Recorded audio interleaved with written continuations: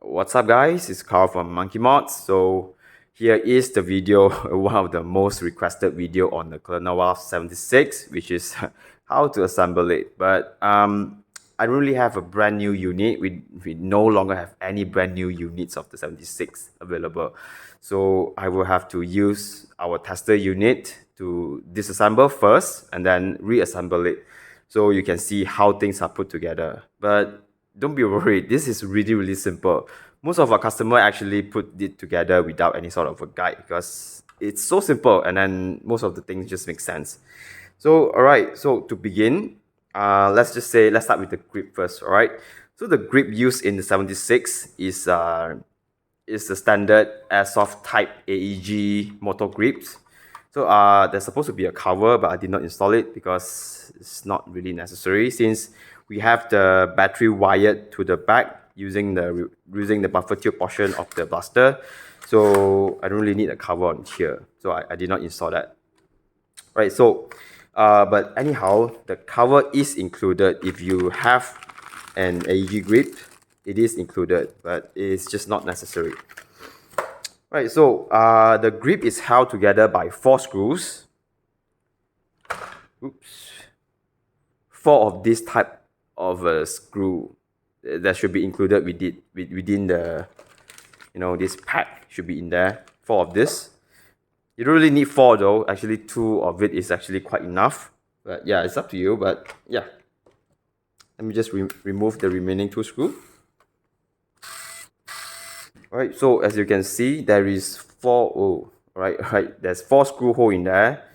1, 2, 3, 4. 4 of them is held together by, the screw I showed you just now. It's really simple. Right, once the screw is undone, you should be able to pull the entire grip right off like such. And since I have the grip off right now, I should talk a bit about the grip. Now, apparently, although it uses the standard AEG M4 type motor grip format, but it does not mean that all the grips is actually compatible. We just found out thanks to our couple of customers that discovered this.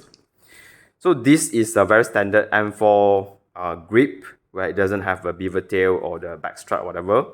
And this type of a grip is preferred on the 76.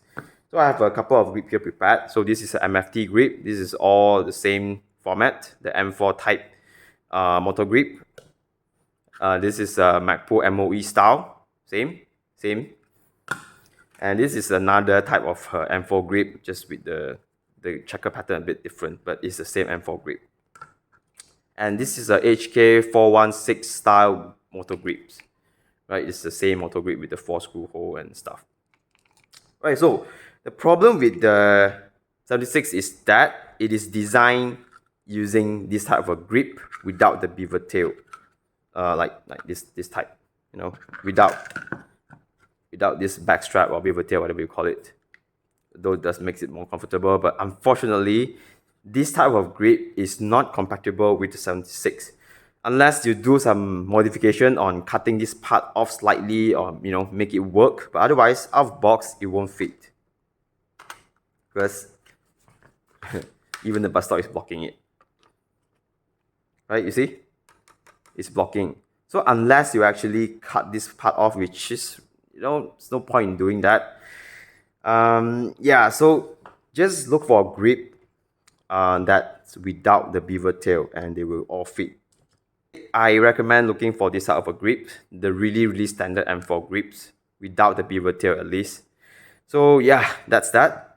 So for example, let's see if this one actually fits. Oh yeah, this one fits perfectly. Yep. Yeah, just look for this type of a standard M4 grip and you should be alright. Right, so with the grip off, let me just take off the the buttstock, which I already have the strap installed. Okay. Right, so that's the buttstock. And now let's deal with the front portion of the blaster because again, I have the strap installed already, so yeah, it's getting into the way.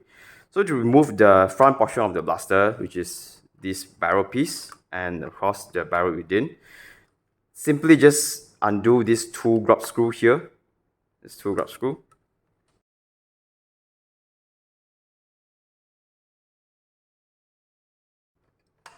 Alright, and it's coming off like so. And this is your front barrel portion. And you are left with your barrel and also a spring for the barrel. And then you can just pull it off like this.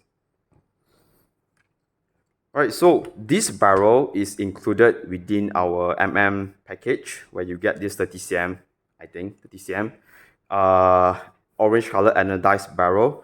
And also this piece that is included with the package, again, is in this pack. And to fix this piece, you need super glue.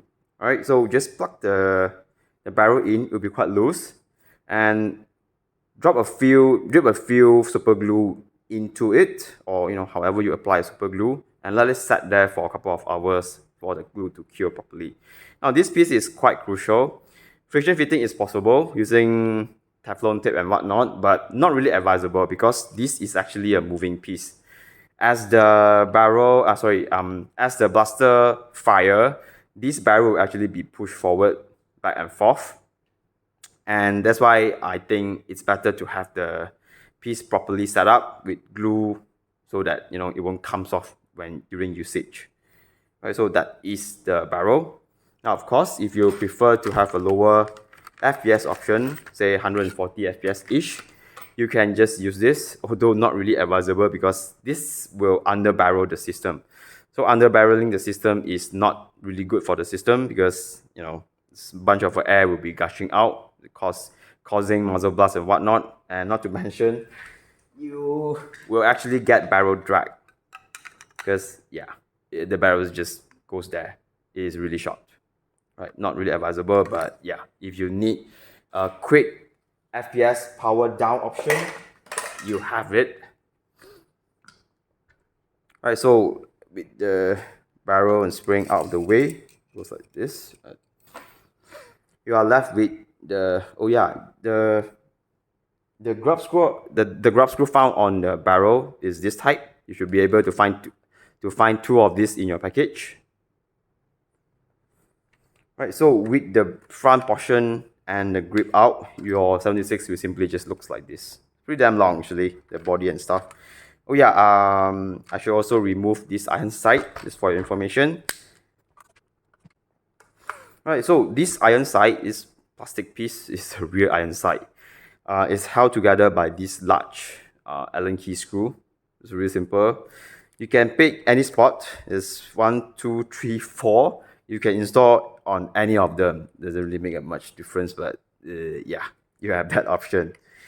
Alright, so that's pretty much it. So I can remove the buffer tube for you guys to look at. So the buffer tube is really simple. This is a standard M4 type buffer tube. So actually tighten it quite a bit. You don't really need a wrench. This is a buffer tube wrench, but I just tighten it just in case, but you don't really have to. You can actually just hand tighten it. Alright, so this is the castle nut. And then you need a relatively long screwdriver. Alright, so to remove the buffer tube, you need a relatively long screwdriver to reach in the screw. So I'm just going to do this. Alright, when you remove the buffer tube, be very careful not to pinch on the cable or anything, because that will damage the,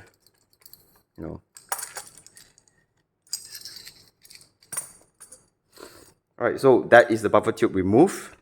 This is the buffer tube itself. And this is the tightening plate. And this is the screw. So in your package, you should be able to find 2 screws that comes with the buffer tube, which is this pack here. So there's a nut cap, not really used here. And there's 2 screws included. One is the longer, one is the shorter. We use the shorter one. The longer one is simply too long for this to take in. So, right. So the short one, remember the short one. Right. So this is the components. Just very simple. Tightening plate, the shorter screw, and then the buffer tube, and also the caster nut. Alright, so let's just set that aside. So now you are left with how, the basic, just the bare 76. So to disassemble this, it's really simple. There's 3 pins, 1, 2, and the third one right here.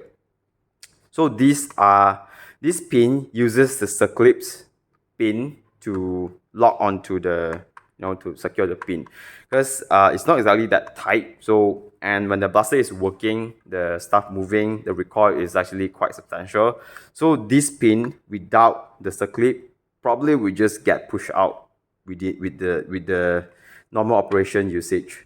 So well, let me just show you how to remove it. I don't have proper circlip tools, but to remove this pin is really simple. You can grab something sharp, and if you look at the circlip pins, you should be able to see that there's one, tiny hole there. So you just simply poke in there and just push it out like this. Very easy. And the circlip pins looks like this, right? So yeah, they go missing quite easily. We are currently looking for better solutions for this type of a pin, maybe a screw pin type, the thumb screw type. I'm not sure if they exist, but we are looking. So this is how you remove the circlip pins, and if you have nothing sharp, you could try using a screwdriver as well. Let's say just a flathead screwdriver. You can try to push it out, but it's probably going to be a bit challenging. You might need a bit of help. Yeah, this screwdriver won't do. Yeah, I'm just going to stick with this pin method. That's all the circlips out. Now you can begin to push it out. And the third, the third just slides off. It's very loose. So okay, one of the issue, I think our first batch at least, that you guys received your 76, you probably noticed that you have the incorrect pin. I think what was shipped out of the box was something like this. They included these 2 short and 1 long pin, and this is incorrect. So if you need the long pin, which is this one, please contact us on our Facebook page or email. We will sort it out for you. But yeah, the blaster requires 2 long pins and 1 short pin. With all the pins removed, you can actually just pull it apart, starting from the front, like this. Once that's out, you should be able to just, So the upper and lower comes apart very easily. Right, so this is the full, takedown of the 76. The next I will be disassembling the upper. Alright, so this is the complete disassembly of the 76 upper. I'll show you how to open up the cylinder assembly and how to change or swap the spring. Alright, so you have to butterfly split this thing first. So there's a few things, there's all these small screws. And when you open it, you want to be really careful, because the catch here has a tiny spring there that can go missing quite easily. So you have to pay attention on that. So let me begin by removing all the screws first.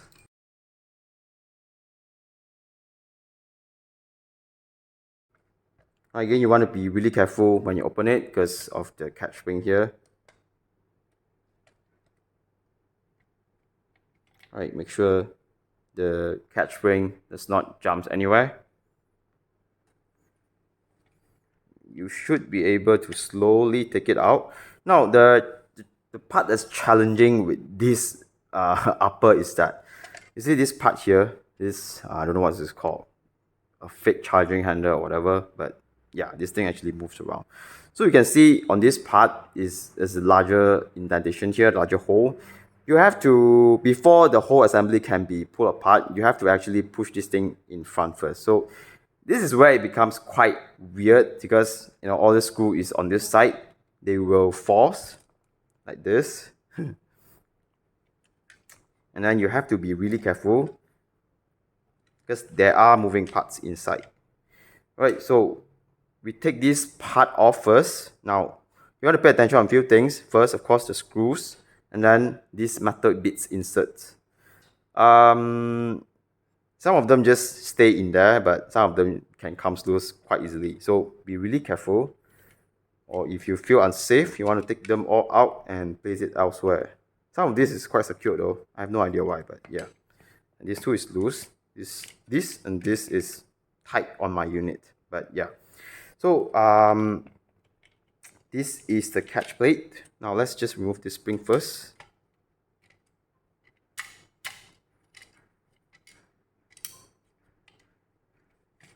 Right, so this is your catch plate. Now, as in any kind of springer, the slanted side faces inwards, means facing the plunger tube assembly like this. If you reverse it, something funny will really happen. So try not to do that. It might damage the catch plate or the plunger rod. Alright, so next you want to deal with this return spring. You want to just push the entire assembly forward. Oh man. Alright, like this. And then you can, because now what we are trying to do is trying to align this to this hole here, so you can actually remove the whole plunger tube apart from the shell like this. Alright, so that is the plunger tube, bridge and everything. The whole assembly is quite nicely packed together, you know, so you don't have to worry about the main spring jumping off or whatever. So this is the return spring. This spring is responsible by pushing the entire assembly back to its original positions, the open bolt positions. So yeah, quite important. Now, you are left with the plunger tube, the rod, and also the bridge assembly. So look at this, check this beefy steel gear, what's this thing called? Gear rack or something? Yeah. Just make sure that they are properly lubed, not by the typical silicone lube, because they are too watery. So just use something thick, like those loops that are those lube, or no, not lubrications, more like, I think they call it grease. Yeah, grease that actually sticks on them. Right, so to disassemble this thing is really simple. It's very obvious. 3 screws and 3 of these brass inserts. Now, this brass insert may not be secured within this, this housing thing, this three side housing. So you might have to grab it with a plier of some sort if needed. And so this is where you can do maintenance on it as well. So let me just start by removing all these 3 screws. Now this part can be quite challenging, so yeah.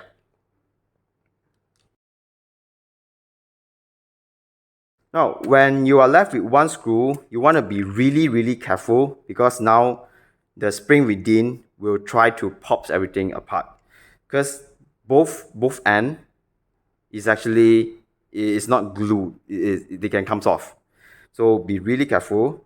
I would suggest to use something to keep things compressed. Let's see. Yeah, I have this random block of woods here, so I'm just going to do this. So something to keep the cap intact.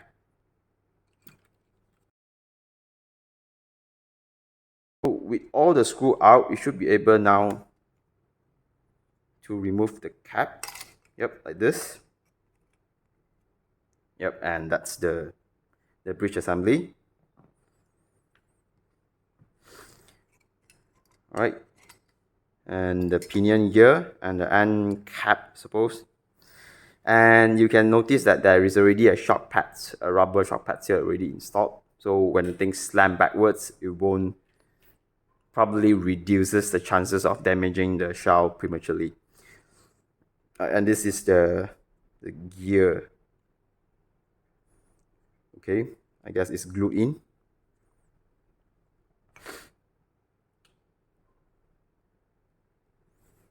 Right, anyway, again, there is also a shock pads here installed, so the plunger rod slams on it will not be a direct hard object to hard object.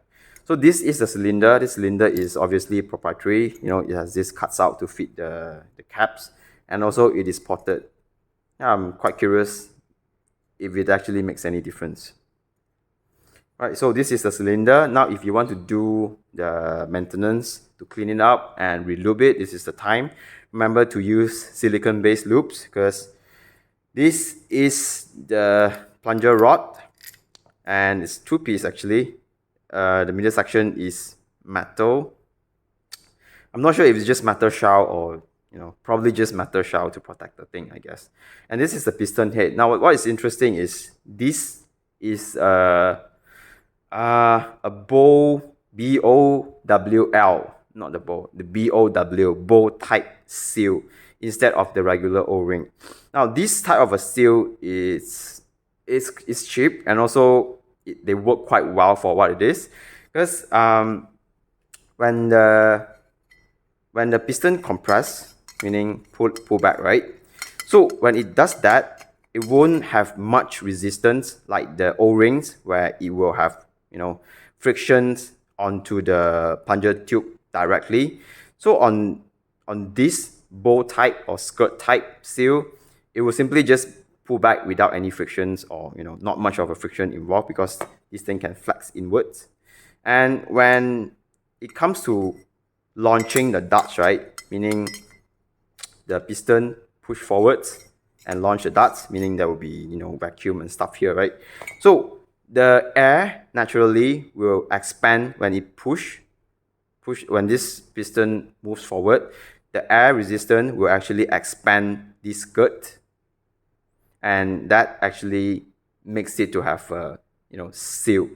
So of course, I still think O-ring probably still going to be better, but this seal is not bad. They work quite well for this system, so I wouldn't do anything to change it. But yeah, I mean, there's no aftermarket parts for this yet, so yeah. But anyway, again, this is the time to do maintenance. If you want to apply some silicone loops on this skirt thoroughly, and that's pretty much it. So sorry for the mess. But yeah, as mentioned, I already have the upgrade spring installed. This is the stock 180 FPS spring. This is the 200 FPS spring. I already have it installed. So you can see that the 200 FPS spring is slightly longer, about 1.5 coil longer, something like that. So if you install if you want to keep the stock spring, then reassembling this would be really, really easy, because there's there's nothing to push the caps apart. That's because this thing actually sits in just nice. So okay, let me just show you. To reassemble the assembly, let's just grab the end cap. So this is the end, and remember, so it should go something like this. And you grab the spring. For example, now I'm going to show you which one is the stock spring. Alright, the stock spring. You put the spring in like this, and then you just put it inside, like so. So as you can see, when the spring is in, the stock spring, the 180 spring is in, the length is perfect. It does not actually, you do not actually have to compress it when you put the front or the rear end together. So remember, this cap is, you can't really get this wrong, because there's only one way that this thing can go in.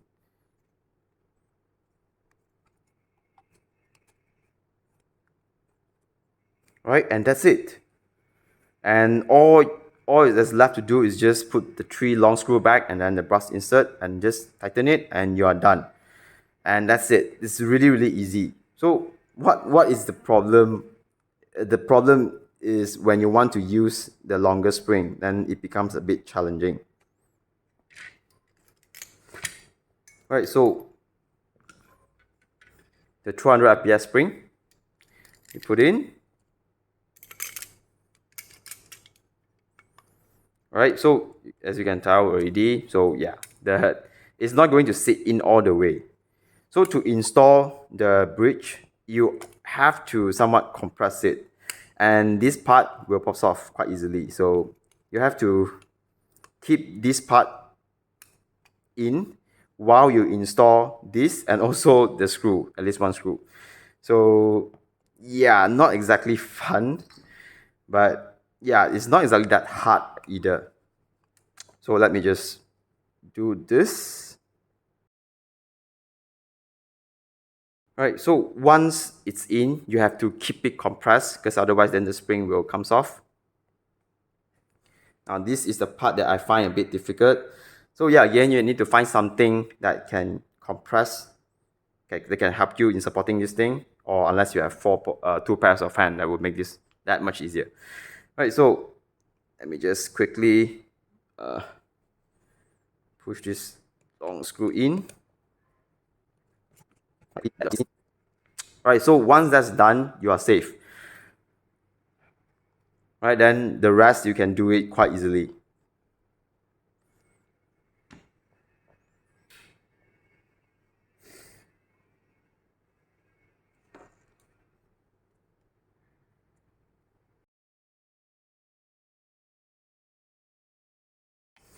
Now, when you install this 3 screw, remember not to over tighten it because you may damage this 2 piece here. So be really careful.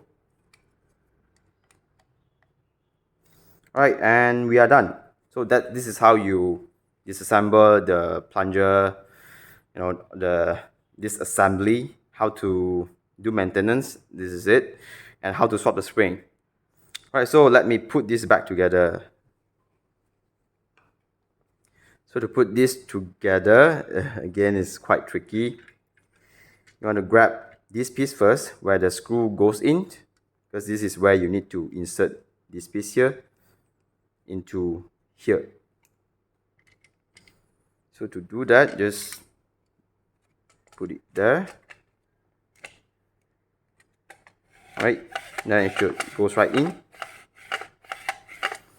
And then you want to deal with the return spring. Right, the return spring.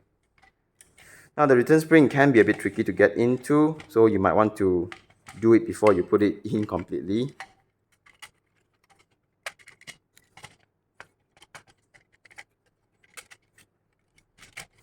Alright, and then you want to push the spring all the way in until it sits on this side of the shell, like so.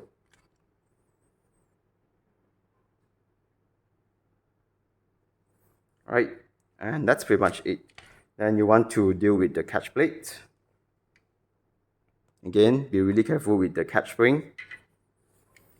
You can push the catch plate in first. Remember, the slanted side face inwards. Right, like this. Right, like so. Right, next, you want to install the catch spring. Be really careful. Right, then now you can actually just close the shell with this side. And not forgetting to install this metal inserts for the top rail or the hand side. Alright, so okay, I think we are done. Now let's close it. Now when you close the shell, because of the return spring here, you may have to install from this side, because you want to push this return spring in first, otherwise you may have problem trying to close the shell.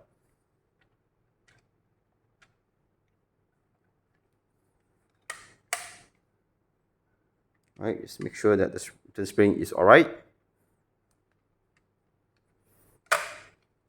Alright, check the catch spring. Alright, now it's closed. We can flip it over right now. Alright, so that's it. Now all that's left is just redoing all the screw there.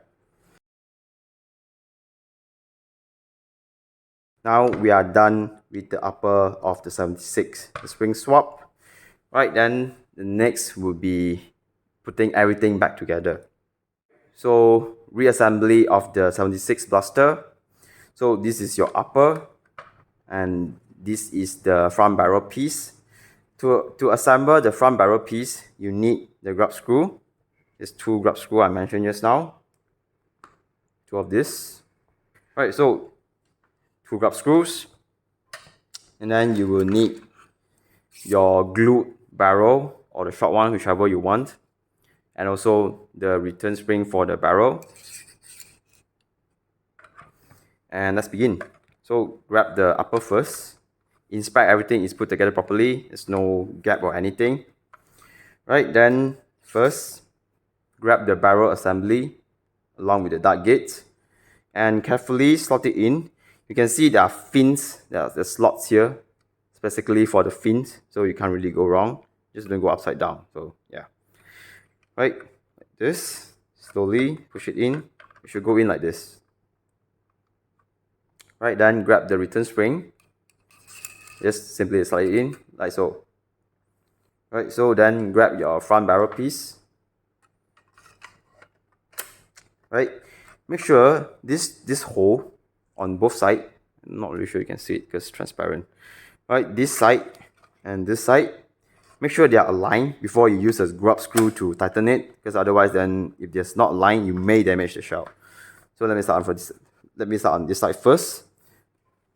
Now for the first time you install this grub screw, especially when it's brand new, it may be a bit difficult because it's brand new plastics. There's no thread inside. So you may want to try and create the thread before you screw it in completely. But mine already done, so just carefully make sure that it aligns. Once it's halfway in like this, just make sure that it doesn't move, so that the grub screw is in the right place. The barrel is aligned in the right place. Right, again, when you install this grub screw, do not over tighten it. Just so long as the barrel does not wobble, doesn't move, and it's alright, and then it's flush, and it should be fine. Alright, so both the grub screw is in and check. It is really solid, no wobble at all, and that's it.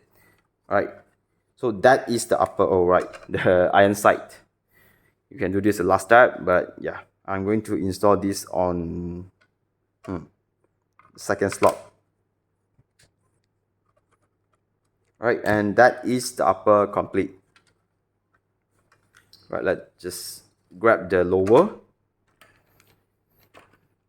Right, the lower, we can install the grid first, I suppose. Right, so this is the lower, which is really well designed. So you can see all the moving parts here. If you need to lubricate the gears, you can do so from right here. You can use a small toothbrush or something, grab some gear grease, and then just brush it, and then that should be fine. Right, so what's fun is that you can actually see how this thing in action without the upper. Let's just grab a battery with Tamiya connector.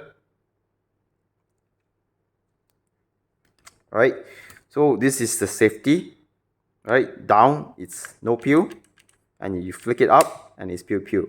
Right, and of course 76 has no fire select mode, it's full auto only. Right, so let's see how this thing works. Right, so it's quite interesting because there are micro switches in there to make sure that each trigger pulse will complete the cycle. So whenever you lift your fingers from the trigger, the system will always goes back to the original. It will always reset to the original position, so you don't get any sort of a weird jam or anything. Right. So you can see the gear position will always be at the same. And if you notice, there are sparks from the motors. Not really sure you can see it from the video, but yeah, there. Right, do not freak out. This is really normal for a carbon brush motor, and it may even smell a bit. This is really normal for a carbon type motor. Alright, so yeah, once you've done the lubrications, because I can see the stock lubrication, it's it's quite messy, but yeah. Right, and then just make sure everything is alright in position, no problem. And that's it. It's really simple. This is nothing really can go wrong with this lower. It is really simple. I really love it. Right, so let's just install the motor grip first. That's my grip right here. Right, installing the grip again. There should be four of these screw for the motor grips, 4 of them. So the first time you install it, probably you'll find it a bit hard because again, there's no threads because this is all new plastics. So you might want to, without a grip, you might want to use a screw and screw in manually like this first. I don't really have a purpose, but yeah, just do it. Just do this for all the 4 screw holes before you attempt to install the grip itself. That will make installing it a lot easier. Oops. Alright, be really careful because it goes missing quite easily. Alright, so let's just install the grip. Alright, so once the grip is in, now you can check the 4 screw holes should be aligned. Now this is a tricky part because suppose unless you have a magnetic type of a screw, is going to let's just say a magnetic type of a screwdriver is going to make your life much easier.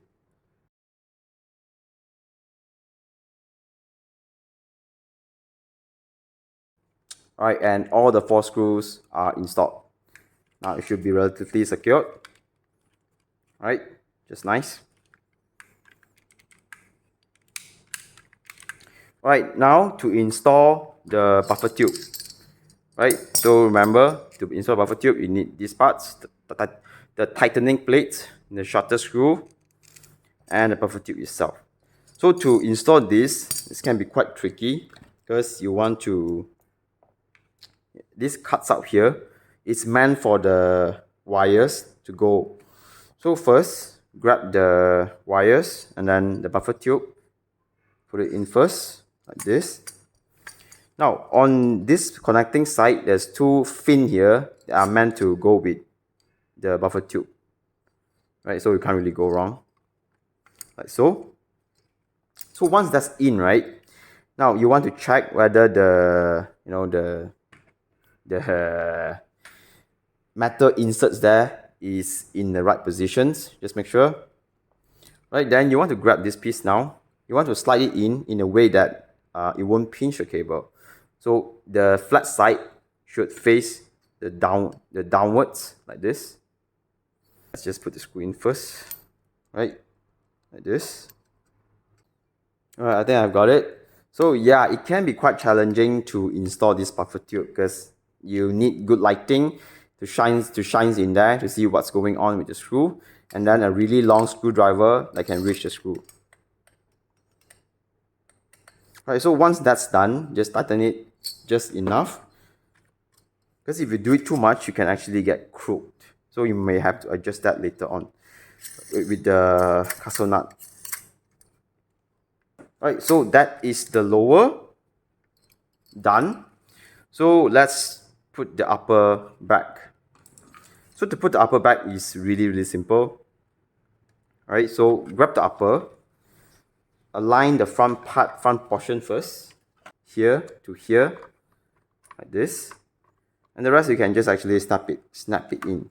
So just slowly push in, make sure everything is in place.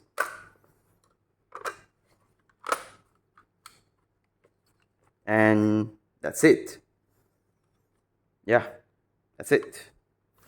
So the castle nut, you can hand tighten it, and that should be just nice enough. You don't really have to use a tool for it actually. Right, so all that's left is just inserting the 3 pins. So the short one in the front,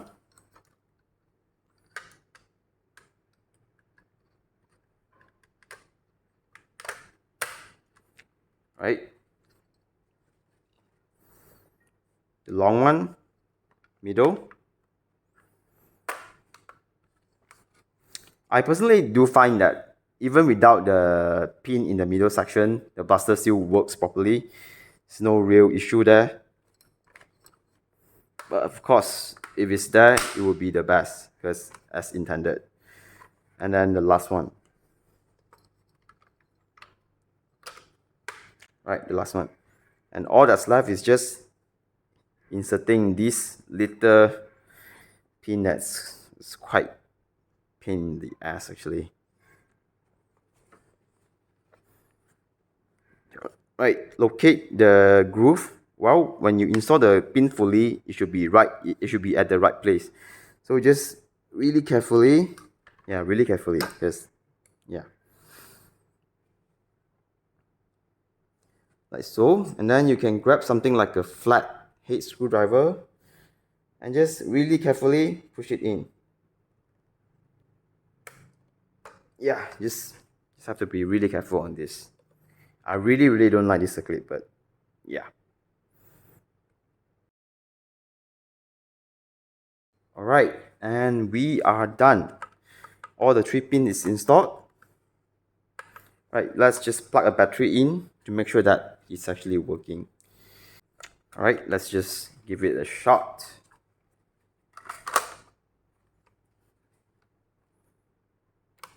Oops. Safety on. Off, I mean. Yep. Alright, it's working now.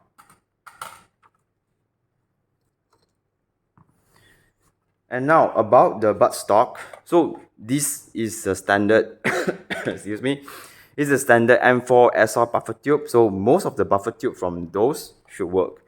So I have a pretty old style M4 stock here. But if you have a more modernized, for example, this Kublai B5 buttstock, it should fit as well.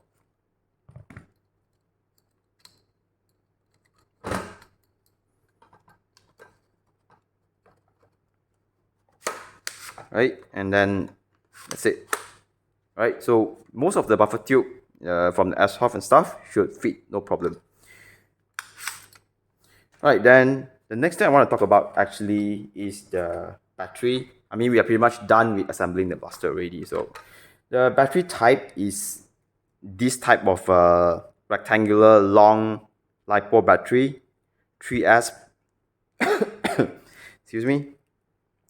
And I have a couple of different sizes one. So this is the shortest one, 950 milliamp is the shortest. This will fit in there, no problem at all. And this is a slightly longer, probably 1100 mAh. And this also will fit in comfortably, no issue. So this type of battery will allows you to collapse your buttstock fully. But it's not really a big deal because even if say you have a really large size one, this is a 1003 mAh M4 buffer tube battery. This one will fit in, but it will not be able to fit in completely because of the wires and stuff. So in this case, it's completely okay though, because once one is in, right, so this portion of cables, you just leave it there, and then you just carefully slot the buffer tube in with the cable like this, and then just put it in all the way, not all the way, but yeah, just put it in there. And then just remember not to fully collapse the buttstock. Just leave it like, you know, at least one tap, so that you will not damage the cable. Right? You just can't fully collapse it. That's it. But otherwise, it works. There's no issue with that.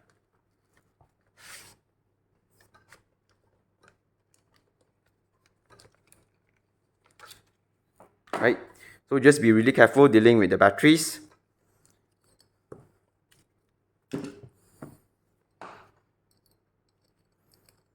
And we are pretty much done. Let me just install my original buttstock. Alright, and that's it. This is the complete disassembly, spring swap, and reassembly video guide for the Wasp 76. So probably we'll do a proper review for this blaster soon, because it's really fun blaster to play with. The problem is that we don't have enough stock to sell, and there is a huge amount of back orders in the China as well. So we're not sure when we will be able to get the next batch in, but hopefully really soon. Yeah, if you already got it, congratulations, you lucky guys, lucky bunch. yeah, actually that's pretty much it. Nothing too much to talk about this blaster actually, because this is just fun. But if you have any questions regarding on disassembly or reassembling the blaster, you have issue with it, just let me know in the comment sections. I'll get to you as soon as possible. Right? Thank you very much for watching. I'll see you guys next video.